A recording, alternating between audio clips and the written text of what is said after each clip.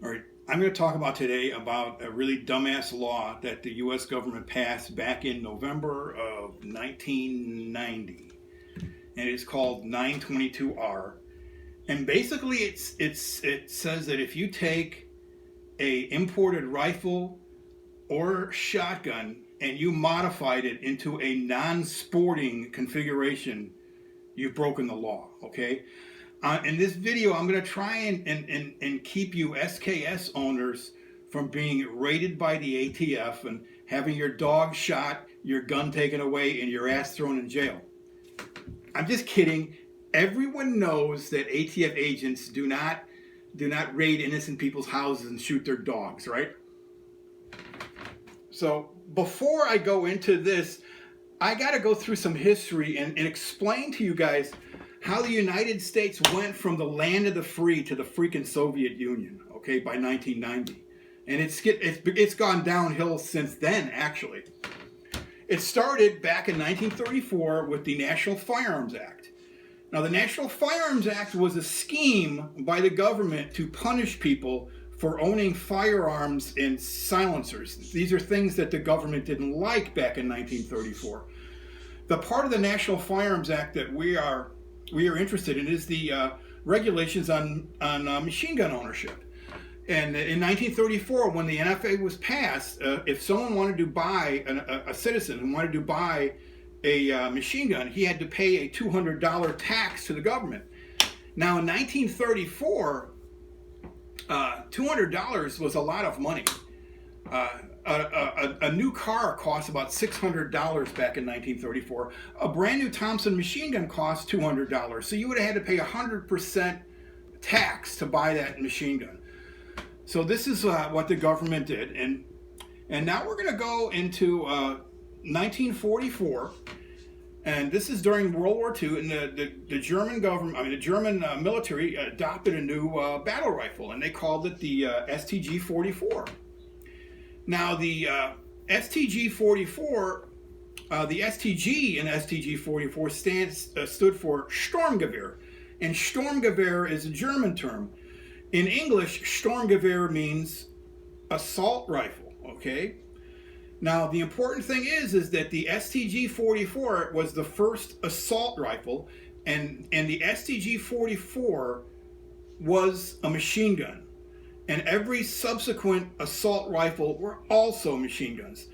We're talking about AK-47 is a machine gun, M16 machine gun, M14 machine gun, Galil machine gun, FNFAL machine gun, Steyr AUG, cool machine gun, let's see, what's the other one? A FAMAS, sort of a crappy machine gun. But all of these assault rifles are machine guns. Remember this: assault rifle equals machine gun. Okay.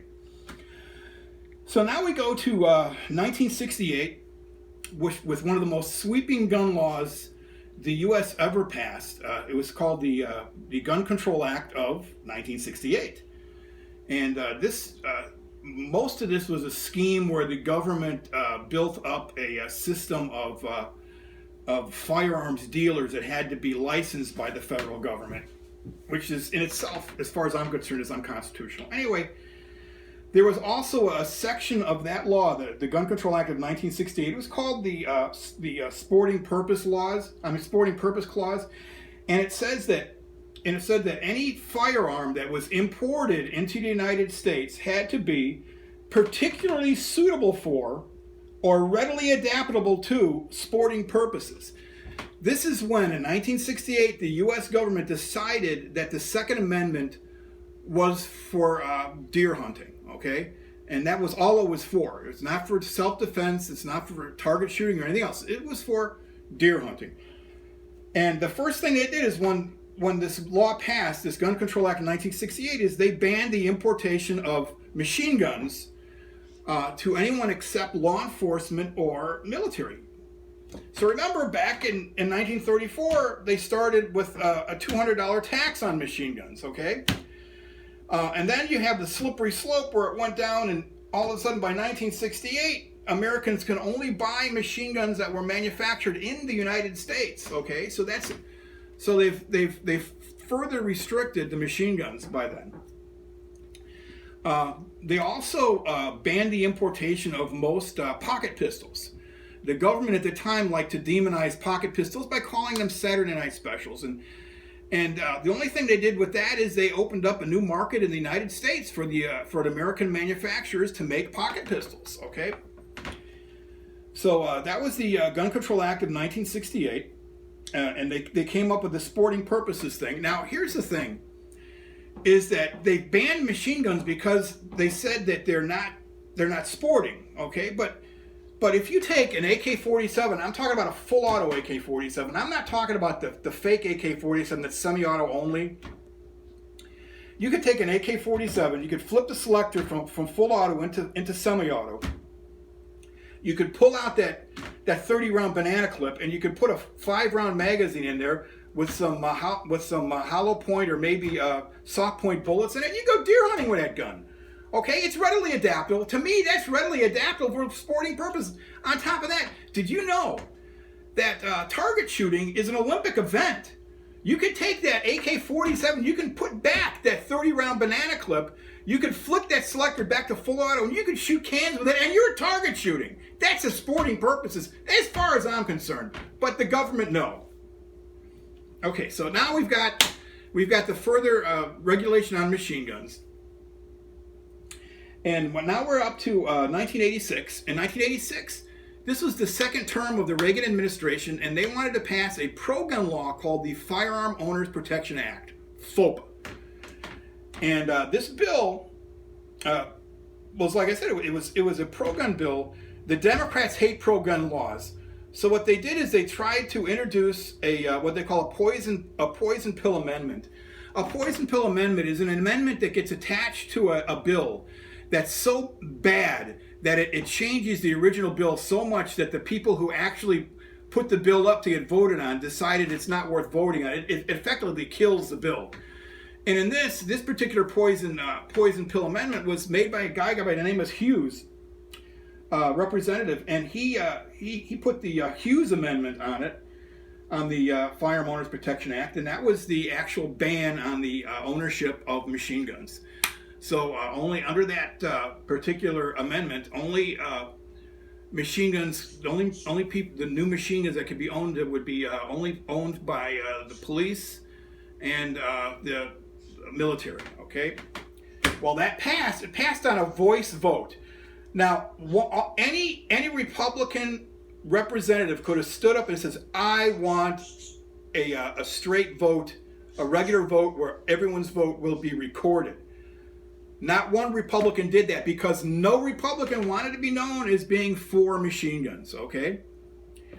So this is when I started calling many Republicans, I started calling them Twinkies. Because a Republican Twinkie is a Republican who says that he's really good on gun rights.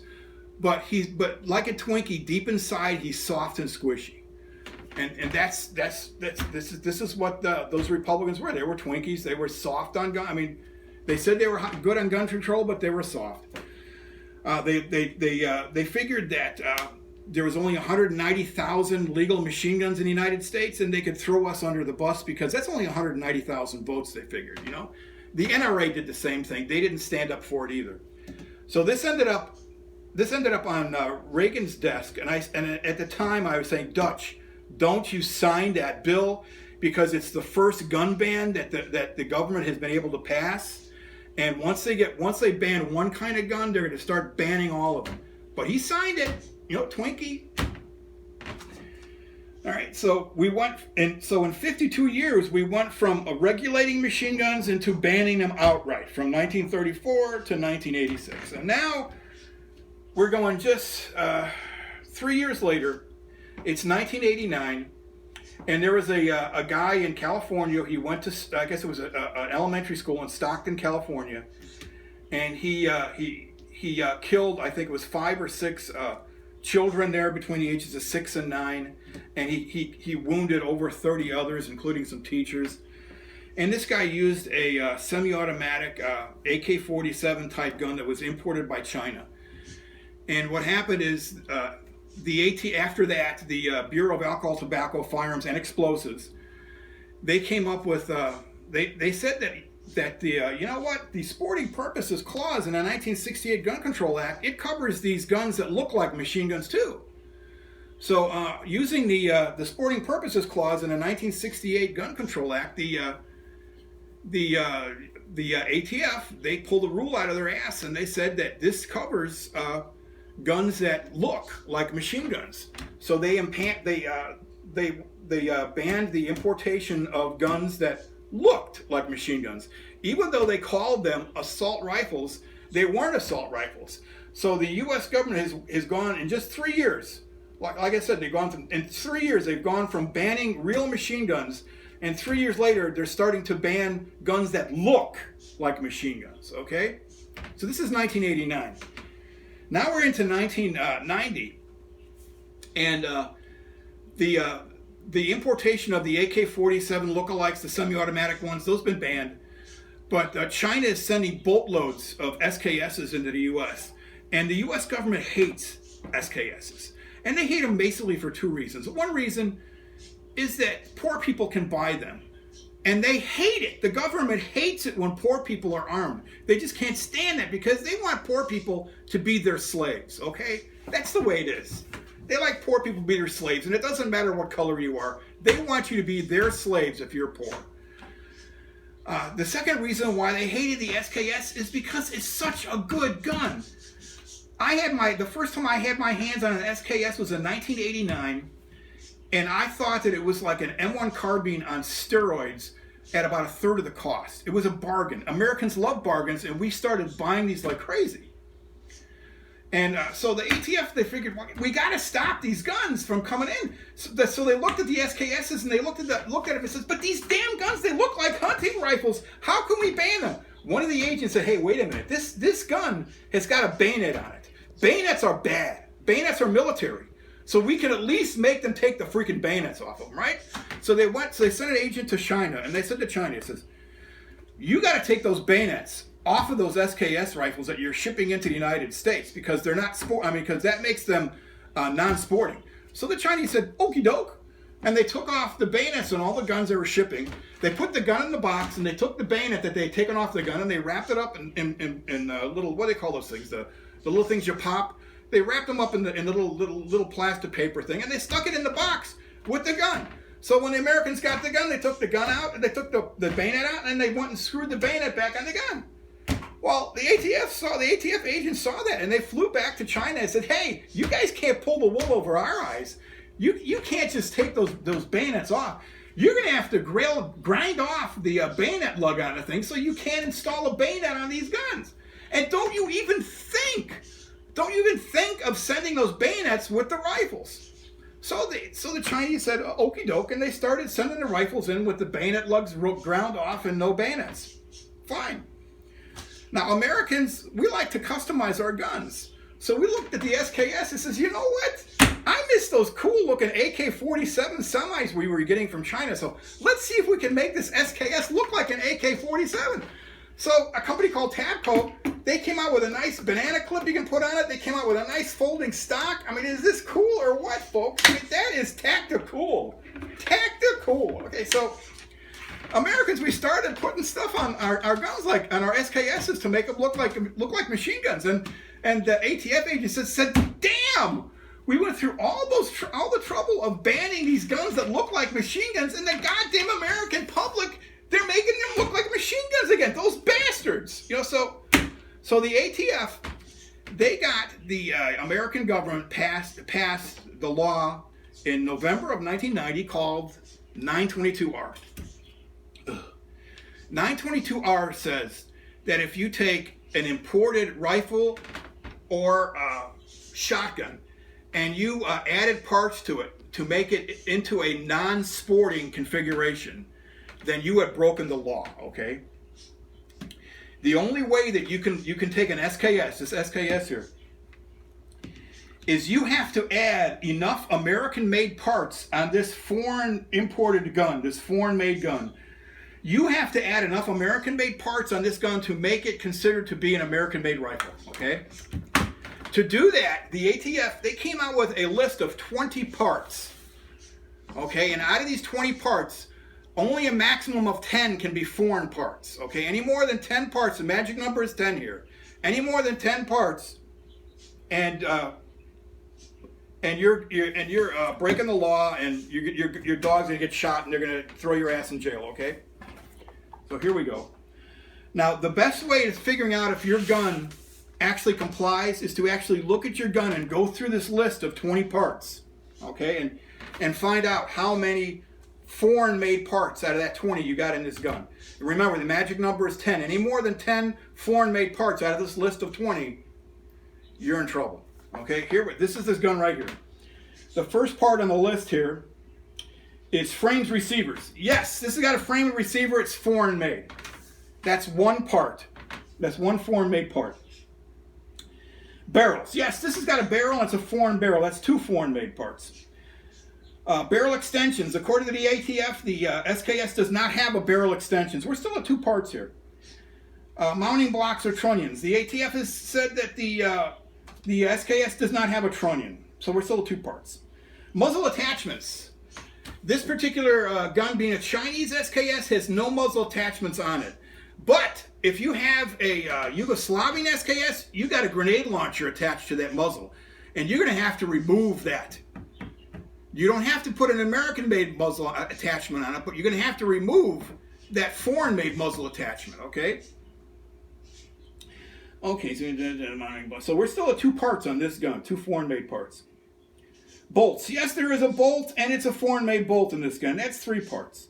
Bolt carriers. Yes, it's a foreign-made bolt carrier. That's 4 parts. Operating rods. Okay. The ATF has said that the SKS does not have an operating rod. The part in this gun that everyone thought was an operating rod is actually a gas piston extension. Okay? Okay. Gas piston, yes, there is a gas piston in this gun. It's foreign-made. That's 5. Trigger housings, yes, it's got a trigger. There's a trigger housing on this thing. It's foreign-made. That's 6 parts. Trigger, yes, that's 7 parts. It's a foreign-made trigger. Hammers, yes, that's a foreign-made part. Yes, that's 8 parts. Sears, yes, we got a foreign-made sear in it. That's 9 parts. Disconnectors, yes, there's a disconnector in its foreign-made part. That's 10 parts. We have now met the limit. If there are any more foreign parts in this gun that are on this list, this is not an American-made gun. It's still a foreign-made import and illegal. Okay, so here we go. Disconnectors, buttstocks. This is an American-made buttstock, so we're still at 10 parts. Pistol grip. This is an American-made pistol grip because it's part of an American-made buttstock, so that is still 10 parts we're at. Okay. Forearms and hand grips, or forearms, comma, hand guards. I'm sorry, forearms, comma, hand guards. This is the forearm. Here's the forearm here, and this is the hand guard. Those bastards, that's 2 parts. They lied to us. That's 21 parts instead of 20. Now, the way I understand it, as long as one of these parts, the foregrip or the hand guard, is an American-made part, then it doesn't count, okay? But it doesn't matter because this handguard here is an American-made handguard. So we're still at 10 parts, folks. We're almost done here. All right, what's the next thing here is, okay. Magazine bodies. Yeah, this is an American-made magazine, okay? So we're still at 10 parts. Floor plates. The floor plate on this American-made magazine is made in the United States, so we're still at 10 parts. Last part. The 20th part. Okay. Floor plates. Or wait a minute. Followers. I'm sorry. Followers. This is an American-made magazine. So we're still at 10 parts. That's it. There are 10 foreign parts in this gun. This gun is officially as American as baseball, apple pie, and stupid-ass gun laws. Okay? So now it's legal. So here's in a nutshell. If you have an SKS and you want to make it look you want to make it look tactical, you not only have to put an American-made stock on it, but you're going to have to put an American-made magazine on it as well. Otherwise, you'll have more than 10 foreign-made parts on it. And if you have more than 10 foreign-made parts, you've broken the law. Okay, so this gun is legal. I don't have to worry about getting my dog shot, okay? Warnings here. I live in Florida, and this gun is legal in Florida, but if you live in one of the stupid states, you're basically screwed. That's what I got to say until the Supreme Court decides to uphold the Second Amendment. So what else have I got to say here?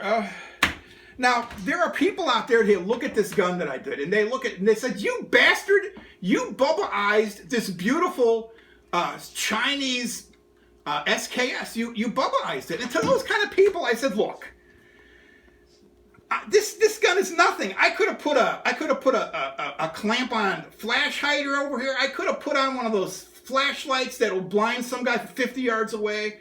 I could have put a red dot sight. I could have put a laser sight that would blind a 747 pilot at 35,000 feet. That's not there. See, this is a 20-round magazine. This is nothing. I could put like a 30 or 40 round magazine that sticks out to about here. Okay? And that's Bubba. Okay? This, at best, is Bubba Light. It's quasi-Bubba. Okay? Now, to you people who complain that even though it's quasi-Bubba and Bubba Light, it's still too much Bubba for you, well, here's what I can do for you guys. I can take this, and I can take this, the magazine, and I can put this stuff together, and I could put it on the gun and make it the way it was before. I'd have to have my wife find the original, the original handguard, because it's lost somewhere. My wife will find it. She's great at that. And I could put this gun together, and I could sell it to these guys for $800, saying it's an original Chinese SKS carbine. And so either way, I can have my cake and eat it too. I can have Bubba, and I can have the standard thing, and I can sell it gun anytime I want to some fool for $800, $900 or whatever. So I got my fun now. I got my tactical. I got my Bubba, and I'm happy. And the ATF isn't going to raid me and shoot my dog and throw my ass in jail, take my gun away. I don't have to worry about that. Okay, so this is what this video is for. If you want to look at the list of all those parts I was telling you is in a site.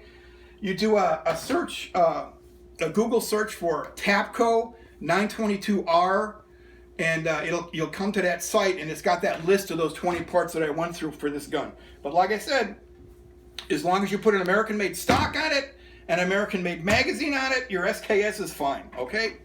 So that's all I got to say. Thanks to the wife.